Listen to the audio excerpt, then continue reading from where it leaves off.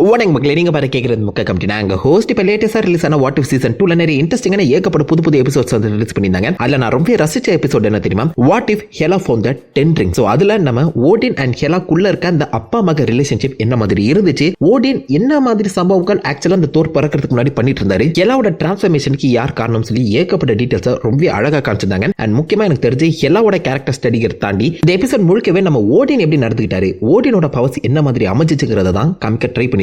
So obviously final fight அப்போ இந்த பக்கம் நம்ம ஓடின் வந்து தோக்குற மாதிரி காமிக்கப்பட்டிருந்தாலும் தோர் பிறக்கிறதுக்கு முன்னாடி ஓடினோட உண்மையான அந்த கேரக்டர் என்னங்கிறத தெளிவாக காமிச்சிருப்பாங்க. ஸோ அதை பற்றி தான் பார்க்க போகிறோம். ஸோ ஓடின் ஆக்சுவலாக என்னதான் பண்ணிட்டு இருந்தாரு?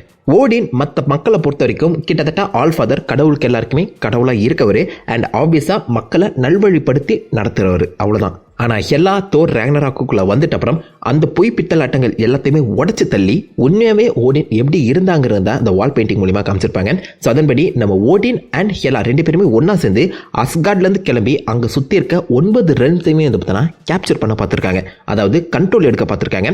அது எல்லாத்தையுமே நம்ம ஓடின் ரூல் பண்ணவும் ட்ரை பண்ணியிருக்காரு.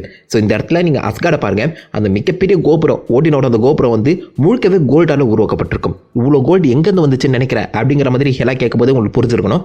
ஓடின் அத்தனை ரன்ஸ் அடிச்சு அங்க இருக்க வளங்களை வந்து பார்த்தா வேட்டையாடி வந்திருக்காரு, அவர் சூறையாடி வந்திருக்காருன்னு நினைக்கிறேன். ஸோ இந்த இடத்துல நம்ம ஓடினோட வால்ட்லேயுமே அந்த ஒரு விஷயத்தை உங்களால் நோட் பண்ண முடியும். ஃப்ராஸ்ட் ஜெயண்ட்டுக்கு சம்பந்தமான அந்த வின்டர் கேஸ்கெட் இருக்கும், டெசராக்ட் இருக்கும், டெசராக்ட் தேடி போயிருக்காரு நம்ம ஓடின். இட்டர்னல் ஃபயர் அது எங்கே இருந்துச்சு?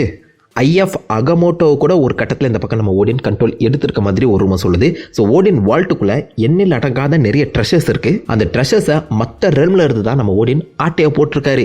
ஸோ விச் மீன்ஸ் நம்ம ஓடின் தானோஸ்க்கு முன்னாடியே இந்த மொத்த 9 ரெல்ஸுமே கண்ட்ரோல் பண்ணக்கூடிய ஒரு டிக்டேட்டரா இருக்கிறதுமே தாண்டி ஒரு பவர்ஃபுல் வில்லனாகவும் இருந்திருக்காருங்க. அவர் யாராலுமே தடுத்து நிறுத்த முடியல. ஒரு மிகப்பெரிய போரே நடந்திருக்கு. ஓடினை எதிர்த்து பல பேர் சண்டை போட்டிருக்காங்க. ஐ மீன் தங்க ரெல்மை விட்டு கொடுக்காத மாதிரி நிறைய பேர் சண்டை போட்டிருக்காங்க. அந்த இடத்துல நம்ம ஓடினோட எக்ஸிகியூஷனரா இருந்தவங்க தான் ஹெலா. எக்ஸிகியூஷனர் இன் மீன்ஸ் ஓடின் யாரை கை காட்டுறாங்களோ அவங்கள வெட்டி சாய்க்கணும். அண்ட் ஹெலாவுக்கு பவர்ஃபுல்லான மியால்னீருமே ஆக்சுவலா ஓடின் தான் உருவாக்கி கொடுத்திருக்காரு. ஸோ மியால்னீர் ஆக்சுவலா ஹெலாவுக்காக உருவாக்கப்பட்டது தான். அந்த சமயத்தில் வர்த்தி என்சான்மெண்ட் இருக்காதுன்னு நினைக்கிறேன். அண்ட் ஹெலாவோட ஹெல்மெட், அந்த நெக்ரஸ் வாடையுமே ஆக்சுவலா ஓடின் தான் உருவாக்கி கொடுத்திருக்காரு. அதை தொடர்ந்து நம்ம ஹெலா ஏன் நம்ம 9 ரெல்மோட நிற்கணும், காஸ்மோஸ் லெவலில் ஏகப்பட்ட உலகங்கள் இருக்கு, எல்லாத்தையுமே கேப்சர் பண்ணலாம் அப்படின்னு சொல்லும்போது தான் நம்ம ஓடின் காண்டாகி இந்த பக்கம் மியால்னீரை உடைக்கிறதுமே தாண்டி நம்ம ஹெலாவை ஹெல்லுக்கு பேனிஷ் பண்ணியிருப்பாரு. அந்த ஒரு விஷயம் வாட் இஃப்ல மாறி நடந்திருக்கும். ஸோ ஹெலாவை ஆக்சுவலாக பூமிக்கு பேனிஷ் பண்ண ஹெலா அந்த உண்மைனா என்ன, இந்த பீஸ் அமைதினா என்னங்கிற எல்லா விஷயங்களுமே கற்றுக்கிட்டு நம்ம ஓடினோட அந்த கங்னீர் ஸ்டாஃப் எடுக்கிறதுமே தாண்டி முழுசாக தன்னுடைய பவர்ஸை அக்செப்ட் பண்ணுற மாதிரி காமிச்சு முடிச்சிருப்பாங்க. ஸோ விச் மீன்ஸ் நம்ம ஓடின் இல்லாத அந்த சமயத்தில் தான் ஹெலா இந்த இடத்துல காடஸ் ஆஃப் லைஃபாக மாறி இருக்காங்க. தன்னுடைய பவர்ஸை ஹெலா ஆக்சுவலாக புரிஞ்சுக்கிறது, அக்செப்ட் பண்ணுறது ஓடின் இல்லாத அந்த சமயத்தில் தான் நடந்திருக்கு. இந்த இடத்துல நம்ம ஓடின் சண்டைக்கு வந்ததுக்கு காரணமே அந்த 10 rings பூமியில் மக்கள் கிட்டே இருக்கக்கூடாதுன்னு தான். அந்த 10 ringsஸை கலெக்ட் பண்ணி கொண்டு போய் தன்னுடைய வால்ட்டில் அந்த டெசராக்ட், இந்த ஃபேக்காக ஒரு இன்ஃபினிட்டி கார்டில் செஞ்சு வச்சிருப்பார்ல, அந்த மாதிரி இந்த 10 ringsஸையுமே அவர் ஒளிச்சு வைக்க பிளான் பண்ணியிருக்காருங்க. யூனிவர்ஸ் லெவலில், ரெல்ம்ஸ் லெவலில் யார்கிட்டயுமே பவர்ஃபுல்லான வெப்பன்ஸ் இருந்துடக்கூடாதுங்கிறது தான் நம்ம ஓடினோட பிளானாகவே இருந்திருக்கு. சப்போஸ் அவ்வளோ பவர்ஃபுல்லான வெப்பன் இருந்தால் நம்ம ஓடின் திரும்ப அந்த இடத்த கேப்சர் பண்ண வரும்போது சண்டைக்கு வந்துருவாங்களே, அந்த ஒரு காரணத்தினால தான் பாசிபிள் அந்த வெப்பன்ஸ் அவர் எடுக்க வந்திருக்கணும். ஓடின் கூட இல்லாத அந்த சமயத்தில் தான் ஹெலா தன்னுடைய அந்த நிலைமையை அக்செப்ட் பண்ணி காடஸ் ஆஃப் லைஃபாக மாறி இருப்பாங்க. இது அப்படியே நீங்கள் தோருக்கு பொறுத்து பாருங்க. தோர் ராக்னராக் அப்போ ஆப்வியஸாக நம்ம ஓடின் இறந்துருப்பாரு. ஓடினோட கட்டுப்பாடு விலகின அந்த சமயத்தில் தான் நம்ம ஹெலா இந்த பக்கம் ஹெல் நரகத்துலேருந்து வெளியில் வந்திருப்பாங்க. அந்த இடத்துல ஆரம்பத்தில் என்னதான் நம்ம தோர் அடி வாங்கி இருந்தாலும் ஃபைனலாக ஹேமர் மட்டும் எனக்கு வந்து சக்திகளை கொடுக்கறதில்ல, நானே ஒரு சக்தி வாய்ந்தவர், நானே ஒரு காட் ஆஃப் தண்டர்ரான்னு சொல்லி இறங்கி தன்னுடைய சக்தியை இந்த பக்கம் தோர் உணர்ற மாதிரி காமிச்சு முடிச்சிருப்பாங்க. இந்த சமயத்தில் ஓடின் கூட இருந்திருக்க மாட்டாரு, ஓடின் இறந்திருப்பாரு. அண்ட் ஓடின் இல்லாத அந்த சமயத்தில் தான் வர்த்தினஸ்னா என்னங்கிற ஒரு விஷயத்தையுமே நம்ம தோர் புரிஞ்சுக்கிற மாதிரியும் காமிக்கப்பட்டிருக்கும். ஸோ ஓடின் கூட இல்லாத அந்த சமயத்தில் ஆப்வியஸாக தோர் வந்து பார்த்தீங்கன்னா நம்ம பவர்ஃபுல்லான காட் ஆஃப் தண்டரா மாதிரி இருக்காரு. அப்படியே லோக்கி கிட்ட வருவாமா, உங்களுக்கு நான் என்ன சொல்ல போறேன்னு கிளியரா கேட்டா புரியும். ஓடின் ஆக்சுவலா 2012 அப்போ உயிரோட தான் இருந்தாரு. பட் அந்த டைம் லைன்ல இருந்து நம்ம லோக்கி வெளியில வந்துட்ட அப்புறம் ஓடின் கிட்ட இருந்து ஒரு பிரிவினை அவருக்கு கண்டிப்பாக ஏற்பட்டிருக்கும். ஸோ இந்த சமயத்தில் ஹேம்டால் ஆக்சுவலா நம்ம லோக்கி நோட் பண்ணிட்டு இருந்தாரான்னு கேட்டீங்கன்னா different timeline. So Heimdall possible இந்த சமயத்தில் இறந்தும் போயிருக்கலாம். ஸோ இந்த இடத்துல ஆக்சுவலா நம்ம லோக்கி ஓடின் கிட்ட இருந்து பிரிஞ்சு வந்திருக்காரு. லோக்கிக்கு இந்த இடத்துல தான் உண்மையான சக்தினா என்னங்கிறது புரியுது. தன்னுடைய மற்ற வேரியன்ஸை மீட் பண்ணுறாரு. உண்மையான கடவுளாக இருக்கணும்னா என்னென்ன சாக்ரிஃபைஸ் பண்ணணுங்கிற ஒரு விஷயம் அப்போதான் லோக்கிக்கு புரியுது. அதை தொடர்ந்து தான் ஃபைனலாக இந்த பக்கம் மற்றவங்களுக்காக நான் சாக்ரிஃபைஸ் பண்ண தயாராக இருக்கேன், நான் காட் ஆஃப் மிஸ்chief கிடையாது, காட் ஆஃப் மல்டிவர்ஸுங்கிற ஒரு செல்ஃப் ரியலைசேஷன் அவருக்கு வருது. தன்னை தானே அக்செப்ட் பண்ணிக்கிறாரு. மிகப்பெரிய ஒரு சாக்ரிஃபைஸுமே அவர் பண்ணி இந்த பக்கம் லைக் காட் ஆஃப் மல்டிவர்ஸாக மாறி இருக்காரு. யோசிச்சு பாருங்க, ஓடின் கூட இல்லாத அந்த சமயத்தில் தான் அவருடைய 3 பசங்களும் செம்ம பவர்ஃபுல்லான தங்களுடைய உண்மையான செல்ஃபை அண்டர்ஸ்டாண்ட் பண்ண ஒரு காட்ஸாக வந்து பார்த்தீங்கன்னா மாறி இருக்காங்க. ஓடின் அகைன் ஒரு நல்ல அப்பாவாக இருந்திருந்தா இந்த பக்கம் இவங்க எப்பயோ காட்ஸாக மாறி இருக்கணும். ஏன்னா டெக்னிக்கலாக இவங்களுக்கு 30-40 வயசுன்னு நினைக்காதீங்க. 1500 நம்ம தோருக்கு வயசு. அப்போ ஹெலாவுக்கு எவ்வளோ வயசு இருக்குன்னு மட்டும் யோசிச்சு பாருங்க. இவ்வளோ வயசான பீயிங்ஸ் 1500 வருஷங்கள் ஓடின் கூட இவங்க டைம் ஸ்பெண்ட் பண்ணியிருக்காங்க. அத்தனை வருஷங்களில் இல்லாத அந்த கேரக்டர் டெவலப்மெண்ட் ஓடினை பிரிஞ்சிட்ட அப்புறம் வருதுன்னா அதுக்கு என்ன காரணமாக இருக்கும்? 2 ரீசன் இருக்கு. ஒன்று, ஓடின் பாசிபிளி அவங்களுடைய பசங்களை தன்னுடைய கட்டுப்பாட்டில் வைக்கணும், இவங்க ஓவர்பவராக மாறிடக்கூடாதுங்கிற ஒரு எண்ணத்தில் மேபி இந்த மாதிரி லைக் இவங்களுடைய பவர்ஸை ரியலைஸ் பண்ணாத அளவுக்கு ஏதாவது ஒரு சம்பவத்தை செஞ்சு விட்டுருக்கலாம். மேபி ஏதாவது கண்ட்ரோல் இருக்கலாம்னு நினைக்கிறேன். பட் ஓடினால மைண்ட் கண்ட்ரோல்லாம் பண்ண முடியாது. ஸோ பாசிபிளி லைக் ஃபிசிக்கலாக ஏதாவது ஒரு பிளாக் வந்து பார்த்தீங்கன்னா இவங்க 3 பேர் மேலேயுமே ஓடின் போட்டுருக்கலாம். ஸோ ஓடினை விட்டு பிரிஞ்சு வந்துட்ட அப்புறம் அந்த ஃபிசிக்கல் பிளாக் ஓவர் கம்பெனி இவங்க 3 பேருமே லைக் காட்ஸாக மாறி இருக்கலாம். ஐ மீன் த ரியல் காட்ஸாக மாறி இருக்க சான்சஸ் இருக்கு.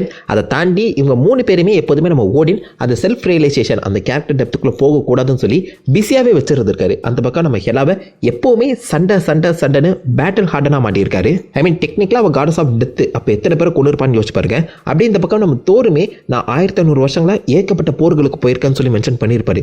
ஸோ லிட்டலாக தன்னுடைய பிள்ளைய கூட தோரை கூட அவர் ஏகப்பட்ட பேட்டிலுக்கு அனுப்ப செஞ்சிருக்காருங்க. லோக்கிக்கு என்ன நடந்துச்சுன்னு தெரியல. மேபி லோக்கி அவர் கம்ப்ளீட்டாக ஒதுக்கி தள்ளி இருக்கலாம். பட் ஸ்டில் இவங்க 3 பேருமே ஓடின் கீழே 1500 வருஷங்கள் ஸ்பெண்ட் பண்ணி இருந்தாலும் அவங்களால த பவர்ஃபுல் காட்ஸாக மாற முடியல. ஓடினை விட்டு பிரித்து வந்துட்டு அப்புறம் தான் இவ்வளோ பவர்ஸ் அவங்களுக்கு கிடச்சிருக்கு. ஸோ ஓடின் மேபி லைக் இவங்களுக்கு பவர்ஸ் கிடைச்சிடக்கூடாது, என் கண்ட்ரோலில் தான் இருக்கணுங்கிற ஒரு தாட்டில் கூட இதை வந்து பண்ணியிருக்கலாம் சான்சஸ் இருக்கு. அப்படி இல்லைனா செகண்ட் ஆப்ஷன் பாசிபிளி இவங்க 3 பேரோட உண்மையான அந்த காட் பவர்ஸை மேபி நம்ம ஓடினே சைஃபன் அப் பண்ணியிருக்கலாம். அதாவது தனக்குள்ளே அவர் எடுத்துருக்க செஞ்சிருக்கலாம். பட் இது நடக்குமான்னு கேட்டிங்கன்னா டவுட் தான். இது வரைக்கும் அந்த மாதிரி நடந்து நான் கேள்விப்பட்டது கிடையாது. ஓடின் அப்படி பண்ணதும் இல்லை. பட் அந்த கக்னிற்கு ஆக்சுவலாக அந்த சைஃபன் ஆஃப் பண்ணக்கூடிய அந்த திறமை இருக்க தான் செய்யுது.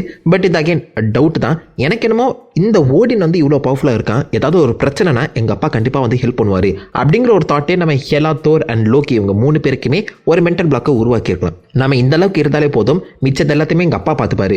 ஸோ அப்படிங்கிற ஒரு தாட் கூட மேபி இந்த 3 பேருக்குமே அவங்களுடைய ஃபுல் பொட்டன்ஷியலை அக்செப்ட் பண்ண விடாத ஒரு நிலைமையை உருவாக்கவும் செஞ்சுருக்கலாம். அப்பா இருக்காரு பார்த்துப்பாரு அப்படிங்கிற ஒரு தாட் போய் இவங்க 3 பேருமே தனிமையில் இருக்கும்போது, அதாவது அந்த அப்பா விட்டு பிரிஞ்சு வந்துட்டு அப்புறம் இந்த செல்ஃப் ரியலைசேஷன் இவங்களை இன்னும் பவர்ஃபுல்லாக மாற்றிருக்கவும் செய்யலாம். பட் எப்படி பார்த்தாலும் ஓடின் பவர் ஹங்கிரியாக தாங்க இருந்திருக்காரு. அந்த சமயத்திலே tesseract, reality stone and maybe time stone இது 3மே ஓடினோட கண்ட்ரோலில் தான் இருந்திருக்கு. அது பேஸ் பண்ணி அவர் தனியாக இன்ஃபினிட்டி கான்லெட்டை உருவாக்க பிளான் பண்ணியிருக்காரு.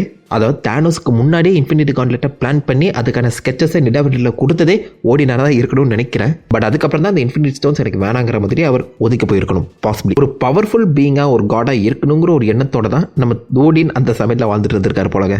இந்த தாண்டி இன்னொரு இன்ட்ரெஸ்டிங்கான ஃபேக்ட் என்ன தெரியுமா? நம்ம ஹெலா ஃப்ரிகாவோட பொண்ணு கிடையாது. ஸோ ஃப்ரிகாவை கல்யாணம் பண்ணிக்கிறதுக்கு முன்னாடியே ஓடினுக்கு ஆக்சுவலாக ஹெலா பிறந்திருக்கா. எப்படி பிறதான்னு தெரியல. பட் காமிக் படி ஆக்சுவலாக நம்ம லோக்கியோட பொண்ணு தான் ஹெலா. அதை படத்துக்காக மாற்றி அமைச்சிருப்பாங்க. அதை இப்போ வாட் இஃப் சீசன் 2லையுமே பார்த்தீங்கன்னா கன்ஃபார்ம் பண்ணியிருப்பாங்க. ஹெலா பிறந்துட்டு அப்புறம் தான் ஓடின் ஃப்ரிகாவே கண்டுபிடிச்சி லவ் பண்ண ஆரம்பிச்சிருக்காரு. அதை தொடர்ந்து ஃப்ரிகாவோட பையன் தான் தோறு நீங்கள் நினைப்பீங்க. பட் இல்லைங்க, காமிக்கில் ஆக்சுவலாக நம்ம ஓடின் காயா கூட ஒன்று சேர்ந்து அப்படி போகிறத பையன் தான் நம்ம Thor. I mean Thor is a half giant half Asgardian. காயான்னு சொல்லுவாங்கல்ல, டைட்டன்ஸ். ஸோ ஹாஃப் டைட்டன் சொல்ல வேணாம். ஃப்ரிகாவோட பையன் பால்டர். ஸோ இந்த காட் ஆஃப் வார் விளையாடுறவங்களுக்கு தெரியும், ஃப்ரிகாவோட பையன் பேர் பால்டர். ஆக்சுவலாக பால்டர் தோர் ராக்னராக்லேயே அப்பியர் ஆக வேண்டியது. பட் இது வரைக்கும் ஃப்ரிகாவோட பையனை பார்த்தீங்கன்னா இன்ட்ரடியூஸ் பண்ணாமலே வச்சிருக்காங்க. ஸோ அதை தொடர்ந்து ஆப்வியஸ்லி லோக்கி வந்து பார்த்தீங்கன்னா நம்ம ஐஸ் ஜெயின்ட்டோட அந்த பசங்களை வந்து தத்தெடுத்துருப்பாரு. ஸோ ஓடினுக்கு ஆக்சுவலாக இந்த 3 பேருமே பசங்களாக இருந்தாலும் ஃப்ரிகா வந்து டெக்னிக்கலாக 3 பேருக்குமே ஸ்டெப் மதராக தான் இருந்திருக்காங்க. யோசிச்சு பாருங்களேன். பட் மூவியில் ஸ்டில் இந்த தோரோட அம்மா தான் ஃப்ரிகாங்கிற மாதிரி சொல்லப்படுது.